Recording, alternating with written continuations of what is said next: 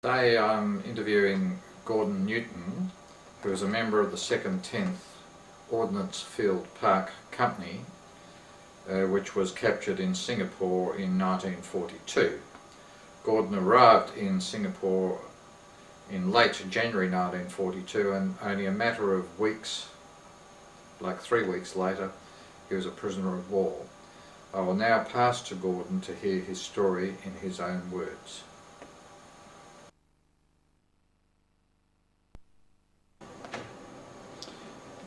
Gordon, thank you for agreeing to do this interview, which is just we're taking the opportunity of talking with you whilst you're visiting Perth. And you've had a full day, and I apologise that we're doing it at this hour of the night. It's a pleasure, Peter. But maybe if you could start by, we'll just skip your background, your schooling and that sort of thing, but we'll go straight to your arrival in Singapore. Would you like to tell us what unit you're in and how you recall getting to Singapore and the date you arrived? We're in the 2nd 10th Ordnance Field Park, and the workshops were also with us. And we travelled over there on the Aquitania through to the Sunda Straits, where we were in a little cove for about a day while the powers that be decided whether we should be return on the Aquitania or continue to Singapore on 5 little Dutch cattle boats.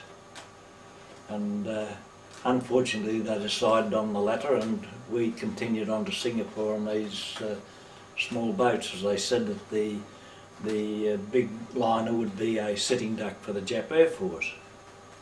We arrived at Singapore on the 10th of January 1942, and we were told that the docks had been bombed every day for the past week, but for that day, for some unknown reason, Jap never paid a visit. Trains were on the wharf, and as soon as they were filled, we were on our way. We travelled across Singapore Island to the causeway and to Malaya, and we were thinking, where's this impregnable fortress that we've been told of for all these years? Wasn't much activity. There was a little of convoys going up to the front. Anyway, we continued over to into Malaya, up into Johor, and as just ordinary the other ranks, we weren't told what was going on. All we knew we were going up towards the war zone, and like a lot of our young fellows had never fired a shot away out of the rifle in all their young lives. But anyway, the train stopped, and we had to march through a pineapple plantation to a army camp, where we were to pick up the vehicles allotted to our unit. We stayed there the night, but in the morning we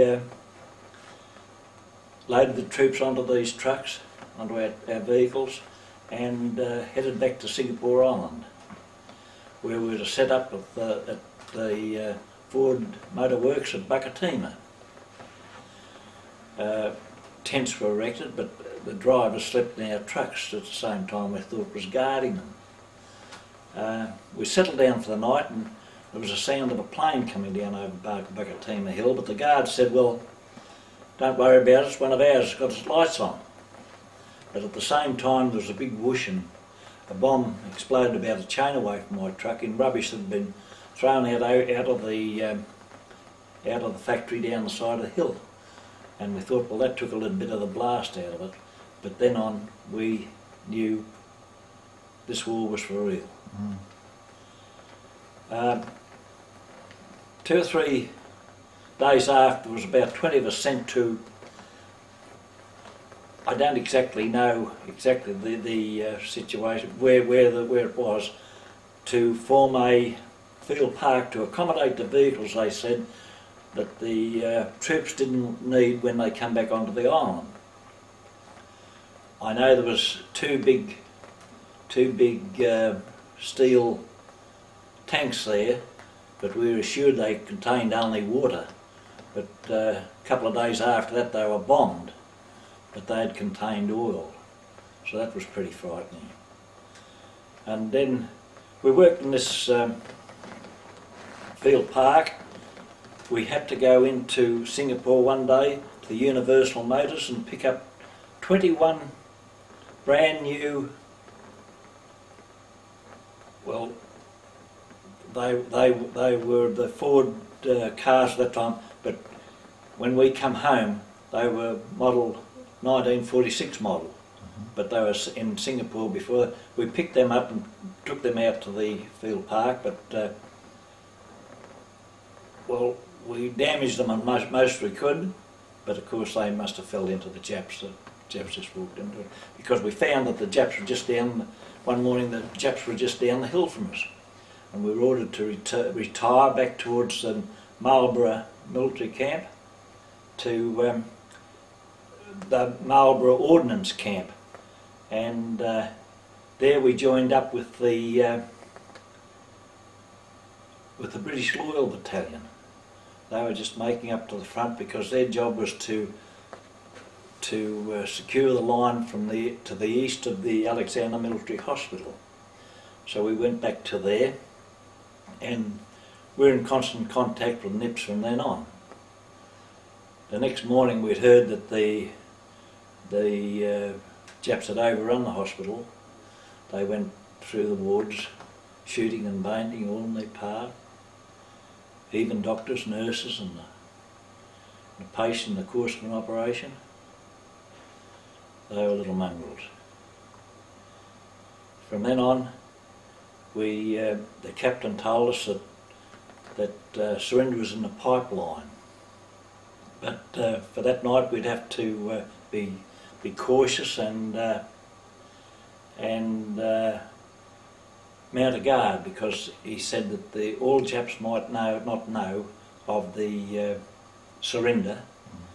So, bright young fella I was at that time, I volunteered for the first guard, because I thought after doing the first shift I'd be able to settle down for the night, because we hadn't had any proper sleep for the past 3 weeks, having been chased from pillar to post. And that was one thing I couldn't do without sleep. I wasn't responsible for my actions after my no sleep. So anyway, I did the first guard duty, and the troops had all settled down, and there was a period of quietness, and then I heard a rustle. And I saw what I thought was a Jap getting a bead on me. And the saying was, well, you shoot first and ask the questions after. So I fired anyway, and it was a big uproar. I'd shot a yak. The yak had come into to see what was going on. All the troops were awake straight away again, but of course that finished my shift, and I was able to settle down for the rest of the night. In the morning anyhow, the captain told us, you got to go find your unit, which was pretty easy said than done. And who was do you know who that officer was? Yes, it was Captain West of the Loyal Battalion. Yeah. Yes, and he told us to go find our unit, and well, we were on foot of course, but I don't know how we did, but by that evening we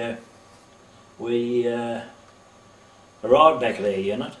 It was good to hear that our casualties were very low, and to hear the different stories. But anyway, there was that evening there was the Bluey, no doubt. He was endeavouring to cheer up the troops. Everybody was down in the mouth, and Bluey began singing the Bluebird of Happiness. And he was in the song a couple of lines, and a voice yelled, "Somebody shoot that red-headed bastard." And within seconds was a shot, and Bluey got the message, and that finished the singing. Next day we were told that to prepare to march 17 mile out to Sellarang Barracks at Chang, to take as much food and medical supplies as we could handle. On the beginning of the march, there was a church.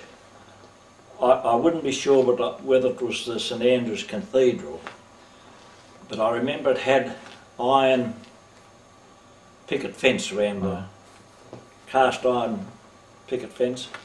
And we're getting up to this this church anyway. We could see these dark balls hanging on top of these pickets. And of course we were horrified when we got close to them and found out they were the heads of locals that had been executed. And it was their heads that were sticking on the pickets. So that brought us back to earth again. Can you, now that image you've just given me of possibly St Andrew's Cathedral with the sort of wrought iron fence around it. Yes. Do you remember that there were tents in the grounds as well? No, I don't remember that at all. No, all I can remember is this. Yeah.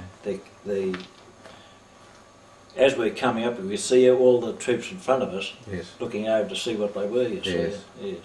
Well, one more question before I let you continue. Can you tell me your unit, the Field Park, how many men were in it and how many officers roughly, and do you remember who the CO was or the officer commanding? There was a number. I would know what the number was. No, was it less than 100 or? Oh no, there'd be more than 100. I would say. Yes. Yeah, I think there'd be more than 100. And were you ever close to the people from the ammunition sub-park? Only probably when we were taking prisoners. Yeah. Yeah, I wouldn't have known. Sorry for interrupting. That's all right. So you're now POWs, you've gone out to the Changi Peninsula? Yes, and we were marching out towards Changi, and there was a bit of a rise in the road, I'll always remember. And looking back towards Singapore,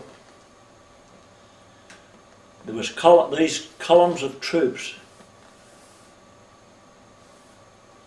Well, there were 60,000 we'll mostly say, marching themselves into captivity.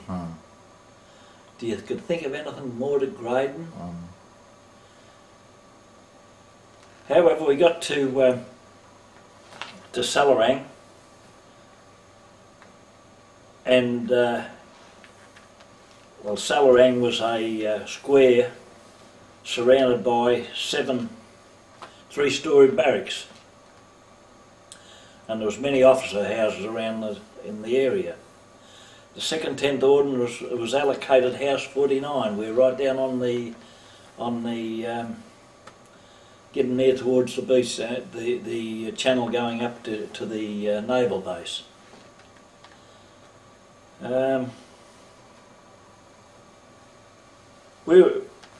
I spent the first 12 months of my captivity on Singapore Island. We were on different working parties. And I was out at Adam Park at the working on the golf course, making a monument there for the Japs at the golf course. And I know we had to put a bridge over to the Makichi Reservoir onto a hill where the monument was on top of this hill. At that time, when anyone took sick, I was one with dengue fever, was sent back to Sellarang. And other chaps fit people come to fill your place. When I was at Roberts Hospital there, I met up again with a Corporal Rob Brevington, who had been a policeman at Northcote when he joined the army. He enlisted from the army. at the fall of just after the fall of Singapore, him with another named Victor Gale escaped in a little boat. I'm not certain whether it was a rowboat or a little motorboat, but I think it must have been a rowboat. And they made their way right away down towards Java, where sickness and starvation got the best of them. They had to give themselves up. They hailed a warship that they assumed was ours, but it turned out to be a Jap. They were bundled aboard anyway and brought back to the hospital where I was, at Roberts. But they were very concerned about their ultimate fate. But we decided that the Nips had every opportunity to knock them off where they found them. So why would they bring them back to be nursed back to health? Oh. About a fortnight after that, I was out of hospital and I went back to the main camp to House 49. And there a couple of weeks, and this morning the Japs had a paper, an ultimatum for us to sign that we wouldn't escape or attempt to do so. This we refused to do. The next morning there was an ultimatum that if it wasn't signed, we had to leave our house and all assemble in the barrack square, all AIF and British forces together. About 15,000 men and about 6 acres. This was a terrible shambles. You had no room to move, let alone to lay down. Then, one morning, our CO, Lieutenant Colonel Blackjack Callaghan, was ordered to go witness an execution. The Japs had taken Rod and his mate Victor Gale and 2 Brits who had also been recaptured after an escape bid, and took them all down to the Changi beach where they were shot. The the firing squad consisted of Sikhs that had defected to the side of the Japs after the capitulation. When Blackjack arrived back at camp, he assembled us and told us he'd just been told to go witness an execution, and he said, "I've just witnessed bloody murder." Rod, the brave man that he was, pleaded that the boy Gale be saved because, as he explained, as an NCO, he had ordered him to escape with him. This, of course, was of no avail.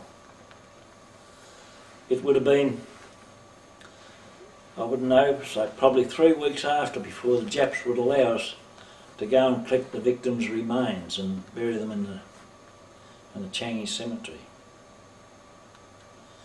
At this time, a lot of the working parties were coming back to Selrang. There was one force known as A Force, had been shipped out, and as we found out later, they were sent over to Burma to commence work on the Burma end of the line.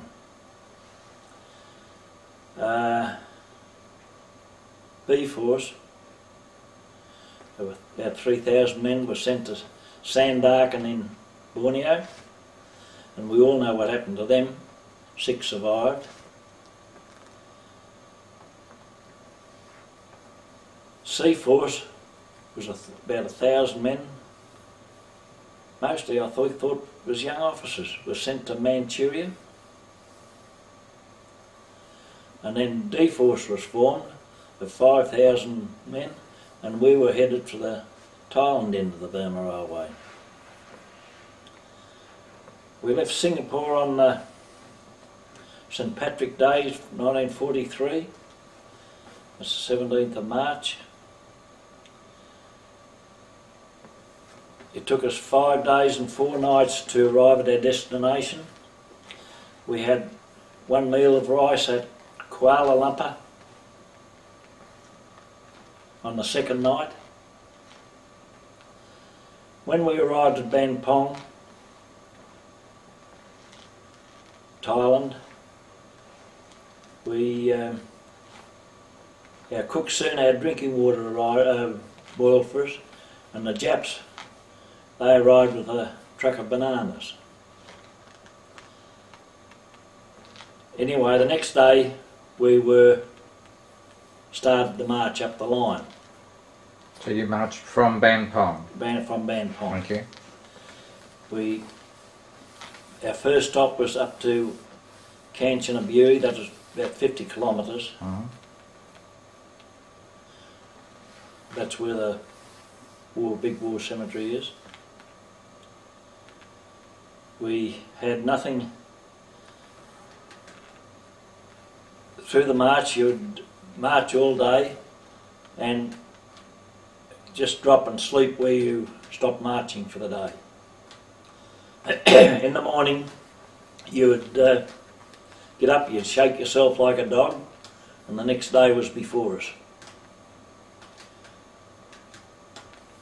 Somewhere after the capitulation, I somewhere acquired a Indian Army issue mohair blanket, and I carried that blanket the whole while. It wasn't a heavy blanket, but at night, even if it was wet, it would always keep your body heat in. That, with a haversack containing my Dixie, water bottle and my wallet, was my worldly possessions. From then on, from Kinsyke, we went from Canberra, we went on up to Kinsyke, where we worked for, it would be about 3 weeks or a month, I'm not certain. Now, can I interrupt? Yes. Can I ask you to try and recall your next 2 days after you left Canberra? Canberra. Do you remember anything about where you stopped the first night? No, I wouldn't remember where I stopped after that. You don't remember a temple? No, I wouldn't think so. I think it'd be just on the side of the track where we stopped marching. Do you remember crossing a river? Only at Tamakan. We crossed the river at Tamakan. Did you? Yes. Yeah. It was a wooden bridge then, of course. The steel one hadn't been. So where did you march to once you left, when you got across the other side at Tamakan? Well, we're just up into jungle then, straight away. Yes. I know. Just after that, we passed through Weary Dunlop's force. Yes. And that was around the Hintock area. That's right. Or Conyu. We weren't allowed to recognise or any communication with them because there was a bashing for them. If anyone was caught doing that. Eventually we got to Kinsyke, where we worked for, I would say, a couple of 3 weeks anyway. Yeah. And was that a big camp?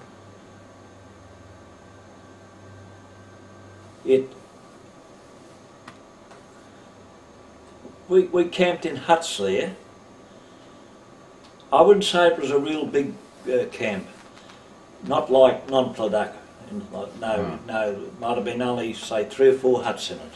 That would be about all. And who was in charge there? I wouldn't know. Right. No, I wouldn't know. And you were marching with one of the battalions of D-Force. Which one was that?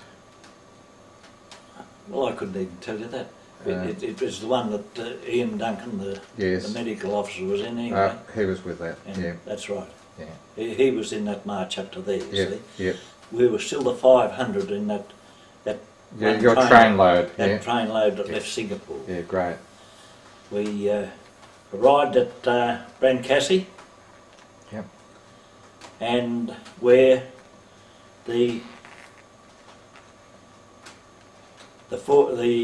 force was divided 350 to 330 to 170, and there was 5 officers with that party, including a doctor.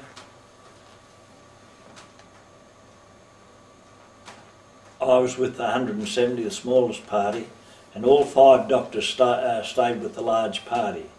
I never could understand that. We continued on our way to Onty. I was probably about 8 kilometres, under the command of Lieutenant Warrant Officer Glenn Bryden and our medical orderly Charlie Dimlow. Onty was just a clearing in the jungle.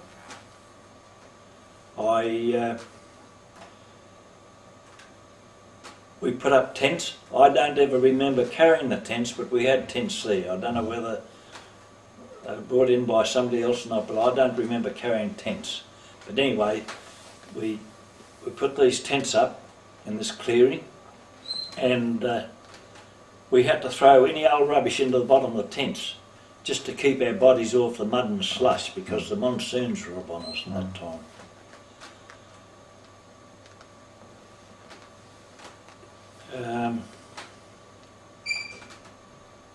From then on we had to start working on the embankments. We were put in teams of about 4. It was two men, one with a pick and one with a shovel or chunkle, and 2 men with 2 poles threaded through an old rice bag, which was called a tunga. 2 dug out the earth and the other 2 carted back up onto the embankments. We were given a quota of 16 cubic metres a day for those four men for 16 cubic metres to be shifted onto the embankments each day. And anyone was sick, well, the others had to work all the harder to make up those for that chap that was sick.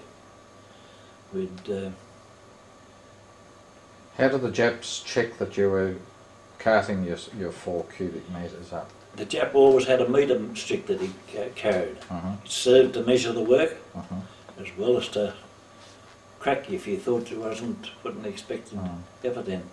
But he'd be checking your work before you're allowed to leave. And was that a Jap or a Korean? I think at the start of Onty they were Japs.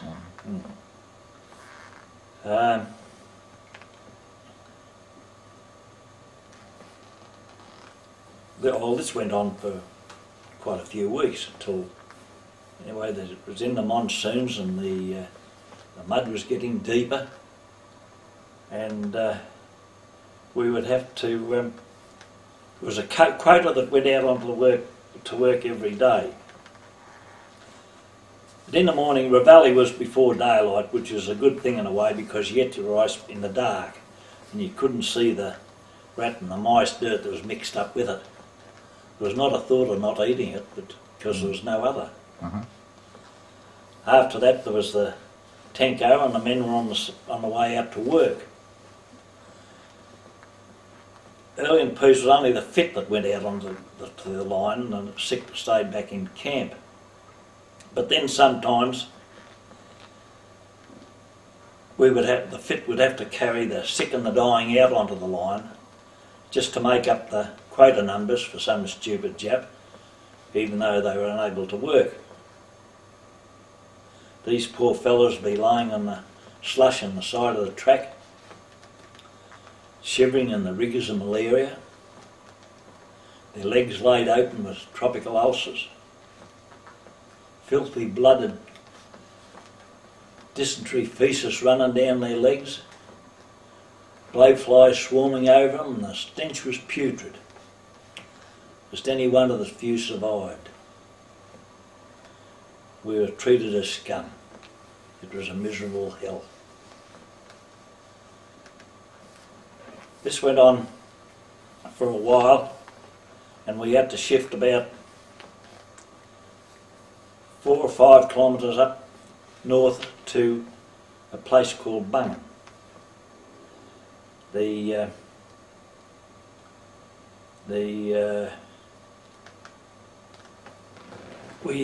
to have to cart all the the camp gear, and as well as the sick and the dying.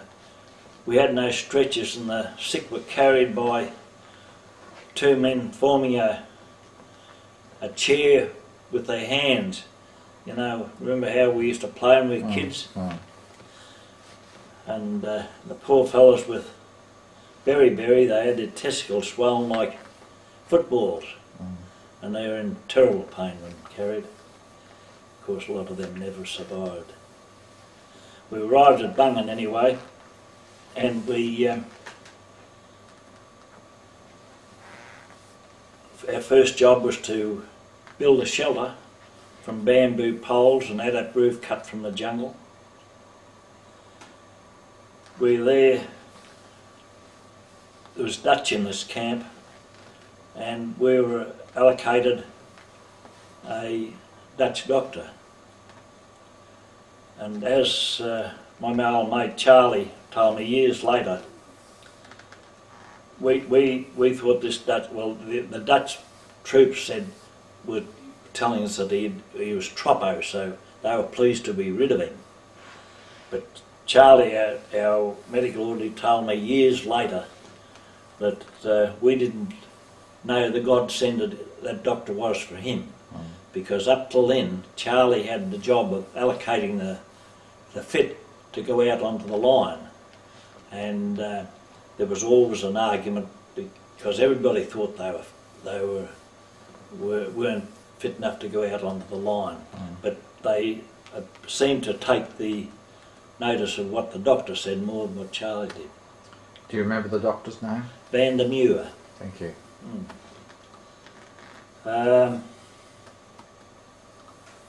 What was on then? So you're at Bungan. Yeah. What work were you doing? We were still on, although most of the embankments had been finished by then, and we were on bridge work then. There was bridge works.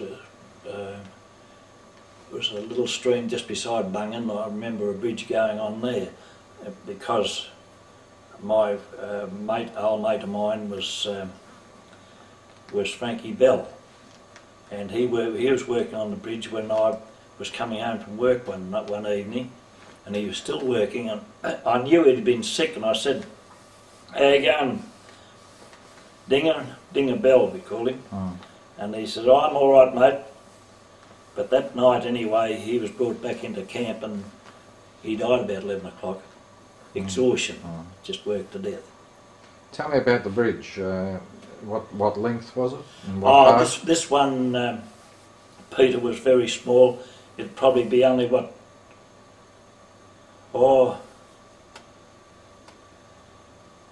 50 feet. Yes. But I know Dinger was working on. He was on a winch handle there when I saw him that evening, where they were winching they'd slide the girders out on the wooden girders out onto to drop them into place. Yes. Yeah. We were in mud, you know, more or less up to our hocks all the time, and I remembered anyway of chaps from the First World War saying they had a lot of trouble with their trench feet, and they said they got some relief through urinating on. So that's what I did with mine, and I was fortunate I had no tropical ulcers. What about? Did you still have boots, or were you? Oh no, the boots had rotted off our feet at Bungan. Yes. Oh yes, the boots were gone, all gone by then. Yeah, so we were on bare feet. We were on bare feet before. Our feet would be in the water all the time, and they'd be swollen and hot, and they'd burst into sort of watery sores, and that was the beginning of tropical ulcers. Yes. Oh, they were horrid things, those ulcers. Yes. And what was your food like? Our food there was mostly rice. We might get some. Yes, I remember that there was a cattle or two killed there, but after the Japs took their issue out of it, well, there wasn't much from us. everything, there was nothing ever wasted. The blood was saved and fried, and like all the offal was always cleaned and cooked. And like when I come home, I've never ever eaten any offal. No, it always had to be good meat that I've eaten since I've come home. And what about your cooks? Who was doing the cooking? Our cooks were like from our unit. Yes.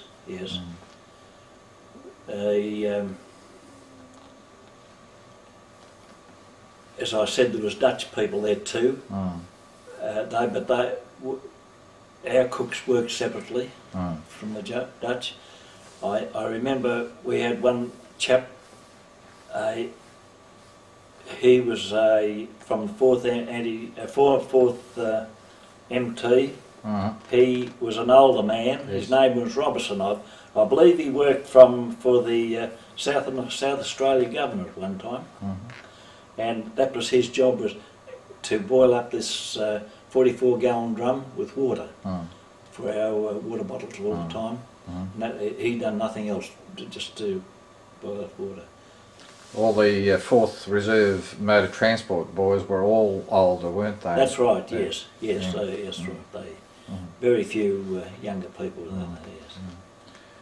Now, where did you go after Bangan?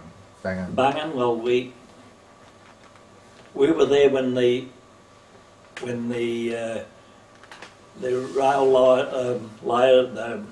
track layers went through. Yes. And we were still there when the line joined up.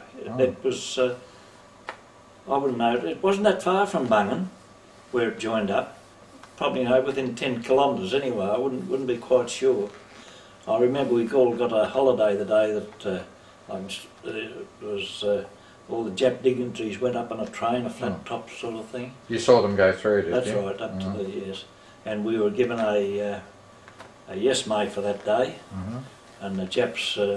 We went down the river with the Japs, and they threw a hand grenade in, killed a whole lot of fish, and we had fish there for the day, which was a big change. Now that brings me to another subject. Were you able to get to the river to wash your bodies? Oh yes, regularly. Yeah, the only trouble was at Bangan, the banks were very steep.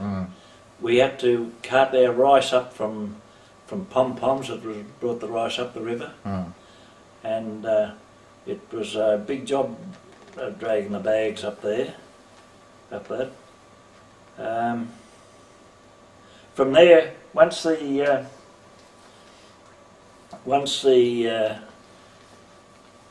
track was finished,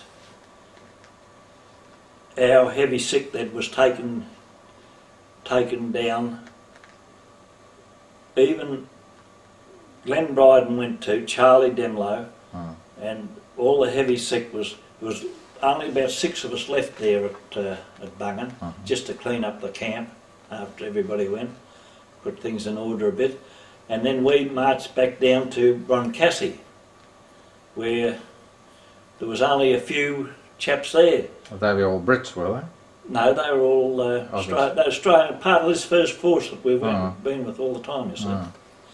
And Lieutenant Howell, I remember, was there. And we'd have to go to the Brancassi station and we'd cook rice there for the F Force when they were bringing the F Force down. And we'd take the dead off the train and bury them, and there was a funny thing happened there one time. The station master, he was sort of Jap, and of course he was pretty well established by then, and they had their little gardens and a few chooks running around, and of course we were boiling water for the train coming down, and anyway there was one of the chooks went missing, you see, and he was in a pot of water too. And so after we'd fed the troops and buried there was a couple of three we had to bury that morning, and when we left where the station was, where where our camp was, a couple of 100 yards away, and last thing we could see was Japs running around counting chooks, wondering where his chook went to. But from then on... Can I just interrupt you again? Had you come across any coolies at this stage? Yes, I missed that, but that was even back up to Atonti. There was two more things there. At that time, the Japs troops were marching up through the jungle to the Burma front. You could hear them coming up through the middle of the night, and through the jungle, and they'd be singing sort of ushta, ushta, ushta. It was a neary sort of a sound. And they'd be on the trot all the time. They'd come to the Auntie where this little creek was, and they'd run down the bank and over a little low bridge and up the other side. And I see a Jap lose his feet there one day, and the others never stopped. He was just dragged through the mud down, through up the top before he could gain his feet. Those troops, they must have been. They couldn't have been any good with time they did. But and then some of them were pulling mountain guns, weren't they? Oh, they had everything. Yes. But a lot of little low carts with wheels about a metre high. You see, and they had about 5 pushing and 5 pulling. You see. At that same time, there was all these coolies. They were coming up the line. The Japs told them that there was plenty of work up there, good pay, good conditions. Poor fellows, they'd brought all their meagre possessions with them, even wives and children. And of course, when they got to coming through our section, many were dying, and there would be a party going out every day, every couple of days, just to bury anyone that died through the party. There was always something amusing came up. This day we'd almost finished anyway, and we came to this bloke we thought was almost dead. So we decided, well, we'd dig his grave anyway, and we sat down and wait for him to die before we could bury him, you see. We were sitting there, and he came to anyway, and he looked at us, and then he saw his grave. I don't know how he did it, but he got to his feet and he took off, and he got right out of our area. Yes, so I hope he survived. Yeah, well, I'm back to Brent Cassie again now. Yeah, from there on we came down to Non-Pladuk 1 by train. So you remember crossing the concrete and steel bridge on the train? Not that time. No. But it would have been there, yes. Yes. You went to Non-Pladuk. Yeah, down the whole Non-Pladuk. We were there for quite a while, and then there was another party formed to go up to Conquia, up near the Burma border. And we went up to Tamwan. That was near Kanchanaburi. Can I also interrupt you again? Who was in charge at Non-Pladuk? Do you know? I wouldn't know. Not the British officer Colonel Toosey? No, I wouldn't know. No, thank you. No, I wouldn't know who was. All I knew was who was in charge of our little party. That's all. Yes. Yeah, went up to Tamwan. I wouldn't know how many was in the party, but we went up near the Burma border to cut the firewood for the engines. And whilst there anyway, within a couple of 3 weeks, I remember I was there on the Armistice Day 1944, 11 o'clock. A few of us there stood to attention anyway. Now, how did you keep track of the date? They had a day. The date probably was all right, but the time was still an odd watch going then. Yes. Yes. But then the scrub typhus took over there, and oh, within 2 or 3 weeks there was nobody able to work, and many men were dying. And the Japs showed a bit of compassion that time, because they abandoned camp and we came down river again. So you came down on the barges, did you? No, we come down on the train again. Oh, of course the trains ran. And that's when we come over. We come over the bridge at Tamakan there, because we stayed a couple of days at Tamakan, and at that time the bridge was bombed. I don't know. I don't think it was demolished that time. But I remember I was in Tamakan, and you could see these 27 bombers coming down the track anyway. I think there was 17 killed in the cookhouse that day at Tamakan. Anyway, from then on I got to the sick camp at non-combatant. We must have went by train, but I don't even remember getting there, because I was pretty low at that time. And when I was there, I was fortunate. I got a blood transfusion from a British soldier named Philip Orme. How do you spell that? O-R-M-E. He was a sergeant, and I was pleased to be his friend for all our lives until he died the Christmas before last. Who was the doctor who did the transfusion? I wouldn't know. No. I wouldn't know. I remember Philip on one table and they'd take the blood out and they'd whisk it into your blood. Yes. No, I wouldn't know who the doctor was. I wouldn't know. Well, Markovich was there. Yeah, I know. That's yes. Well, it could have been. I wouldn't know, Peter, for sure. No doubt he had plenty to do, and he might have put a bit of work over to someone else. Yes. Yeah.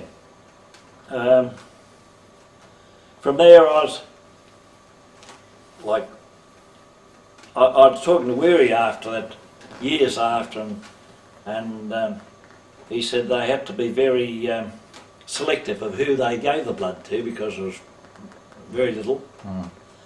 Anyone with medical, they got the nod, but if you had ulcers also, they wouldn't risk wasting the blood. And so anyway, after that I continued to strengthen up, and I was on a party of 300 that left that hospital, that sick camp, on around about the 30th of July 1945.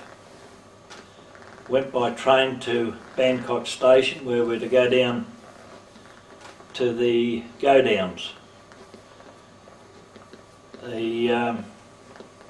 Now, can I just also ask you there, you left non-product, did you? Or non-combatant. Yep.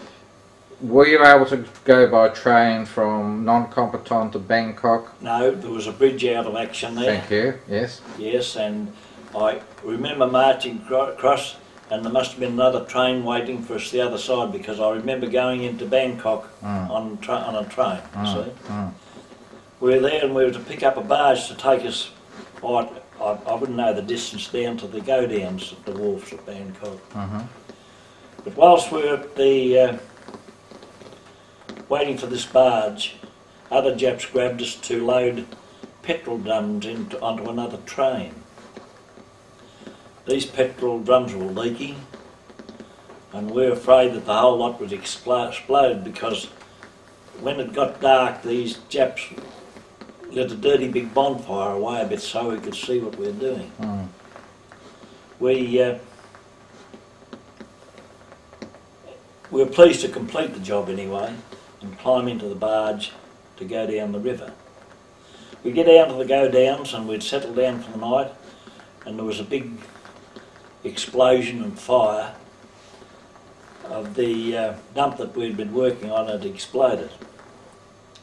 About 30 minutes after, a truckload of screaming Jap troops arrived. They were frothing at the mouth. They were in a terrible state. They had their bayonets, their swords, rifles at the ready, and it was everybody out for Tenko. And I'm quite sure that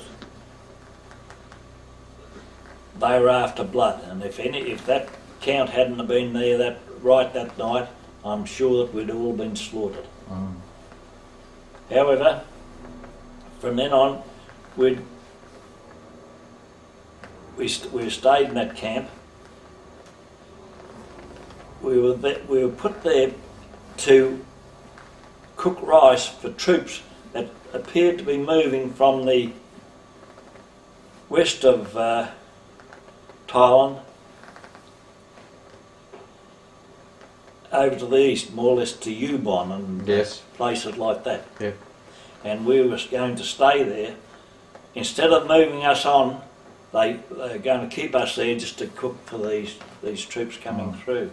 But anyway, I don't even remember any more troops coming through.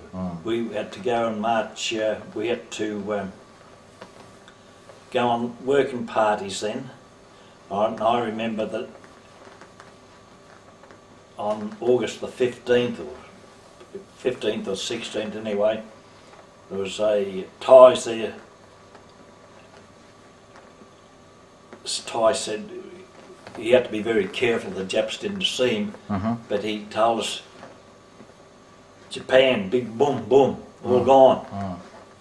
But anyway, we were hopeful it was right, but we never took much notice of him. But anyway, at lunchtime, we'd sat down to we were making blast walls for Jap ambulances at a hospital. And we'd only sat down for having a bit of rice for about 5 or 10 minutes, and this Jap come, he'd gone into the hospital for his lunch, and he was only gone about 10 minutes, and we see him coming out again. We said, oh, he's going to get us working straight away again, sort of thing. And instead of that was all men campo into the truck.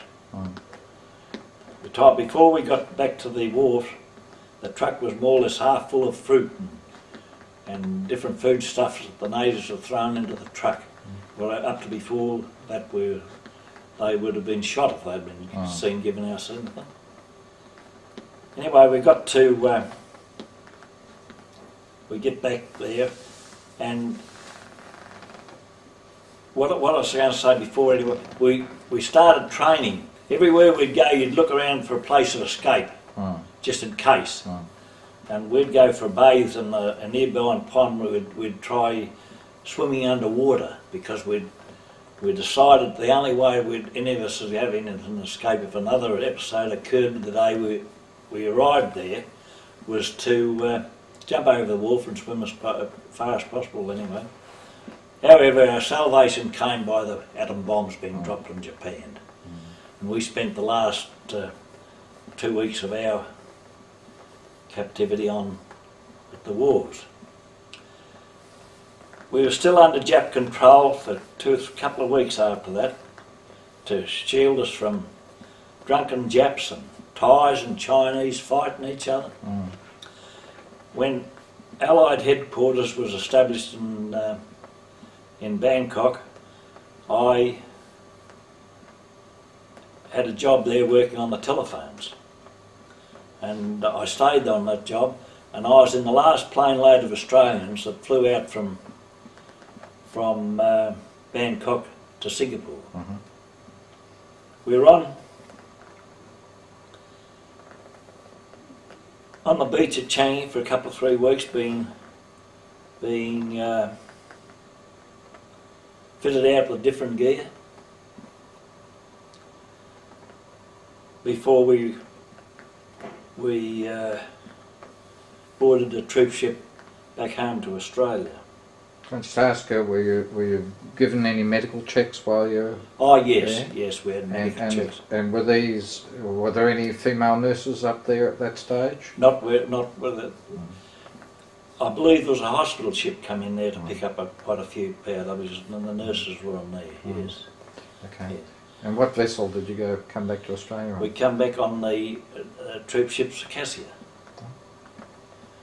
And there was a lighter little story about here at Fremantle, if you'd like to hear that. Please. We arrived at Fremantle on troop ship Circassia after a leisurely voyage from the Singapore, and we're looking forward to our first day home. There was an obsession amongst the chaps to really know we were home. We had to have a beer in a hotel. There was plenty of people on the wharf to welcome the West Australians home, but the rest of us had to find our own way about. My mate and I, however, we caught a bus to Perth. It was a Saturday morning, I think. The place was pretty dead. Although there was some activity, there was harvest was in progress and there was some grain being carted back into the town. After speaking to one of the truckie farmers on what we should do for the day, he suggested we come for a drive with him out into the country. As he said, there was a little town he passed through on the way to his property, where he said, well, we'd at least get something to eat, if not to drink. Well, we found the hotel was like the rest of the country, as dry as a bone. We stayed in this little, I wouldn't know the name of the place, but we stayed there into the afternoon till we thought, well, we'd better make some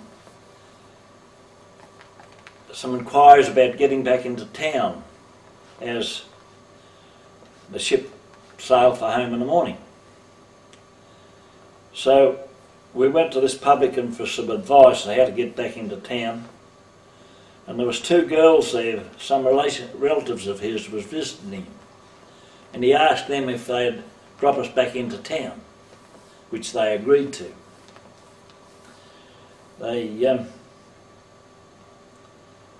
had a long discussion with their mum, telephoned with their mum, telling her of the arrangements, and then we headed back to town. They stopped off at a couple of places of interest before and showing us the sights until they were into a telephone booth ringing their mum again, you see. And they come back and they said, well, Mum wasn't too happy because we're running so late, and they suggested we should come home with them to give them some support. We said, no way, you just drop us back into town and we'll be on our way, thank you very much. Anyway, after a while, the girls softened their attitude and they asked us to please come home with them because their mum would like to meet us. When we eventually got to their home, Mum was there to greet us with a hug and a kiss. Hello boys, we welcome you home, and we'd be pleased if you'd stay and have dinner with us. Well, how could we refuse? We went into the parlour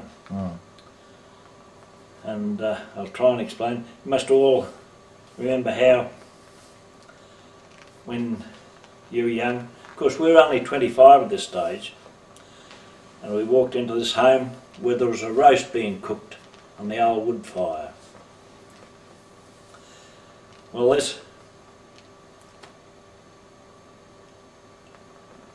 we hadn't experienced these smells in 4 years.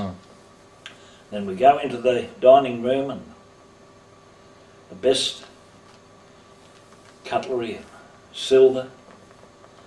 I can still remember the starched tablecloth and the serviettes in their rings. And as I said, it was a culture shock for us from the way we'd been living. And I was amazed how this old Agnes we thought was an hour or so before could in such a short time transform into such a kind and gracious lady. It was all a set-up, of course, the girls ringing their mum to arrange the dinner, then the wasting time for the roast to be cooked before we arrived at their home. After dinner they then drove us back to the ship in Fremantle. They were nice and generous people. Yes. And that's how I got back to Australia. Lovely. Now, is there anything that maybe I could ask Yeah. one or two more questions? What was the worst experience you had as a POW?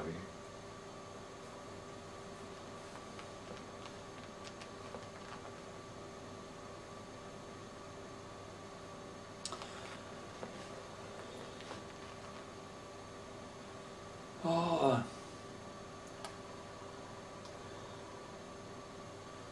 burying so many people, so many dead. Even the coolies, your own people. I mean, when I mentioned before Frankie Bell, I joined up the same day with him and listened at the Guildhall in Myer Street in Geelong, and his number was a couple of numbers above me or below me. And we were together up till that time. I think that was, and I remember asking Glenn Bryden to have a day off that day so that I could bury him. And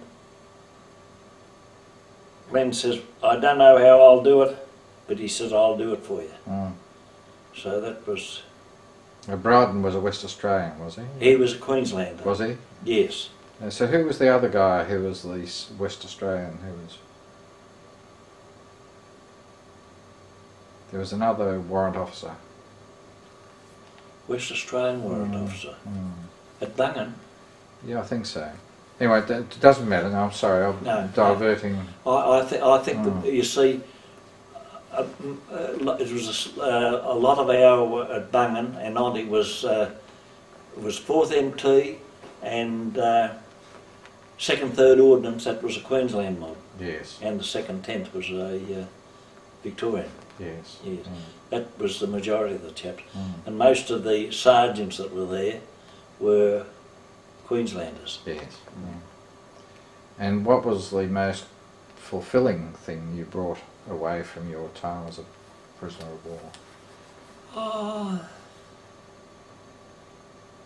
well,